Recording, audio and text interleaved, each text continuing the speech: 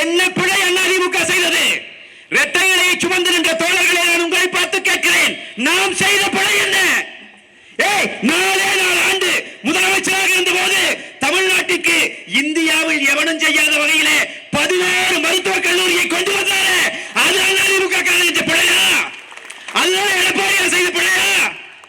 ஊர் முழுவதும் இந்த தூர்வாருகிற பணிகளை மேற்கொண்டு இங்க மதுராந்தகத்தினுடைய ஏரியை தூர்வாரி ஆயிரக்கணக்கான விவசாயிகள் வாழ்க்கையை மேம்படுத்தினாரே, அதற்கு தான் எடப்பாடியாருக்கு தண்டனை கொடுக்க நினைக்கிறானா? அதுதான் நாம செய்த பிழையா? அதுதான் அதிமுக காரன் செய்த பிழையா? 7.5 விழுக்காடு ஊழியர் ஒதுக்கீடு கொண்டு வந்து ஏழை குடிசை வீட்டுக்குள்ளே இருக்கிற குழந்தையை மருத்துவக் கல்லூரிக்குள்ளே அனுப்பி ஆயிரக்கணக்கான டாக்டரை என் வீட்டுல உன் வீட்டுல உருவாக்குகிறார். அதுக்கு தான் எடப்பாடியாருக்கு இன்னைக்கு தண்டனை கொடுக்க நினைக்கிறாரே. எழுதி வச்சுக்கடா, செத்து மண்ணோடு மண்ணாக விழுந்தாலும் சரி, இரட்டை இலைகள் இந்த மண்ணில் மீண்டும் எழும் எழும் எழும் எழும் பீனிக்ஸ் பறவை போல எழுவோம். என்னத்துக்குடா எம்எல்ஏ? எங்களுக்கு எதுக்குடா எம்எல்ஏ? எனக்கு ஒன்றும் புரியல. எனக்கு முன்னாடி அண்ணனை சொன்னாங்க 10 வருஷம் மாவட்ட செயலாளராக இருக்கிறாரு, சட்டமன்ற உறுப்பினர். ஆக வேண்டாம்டா.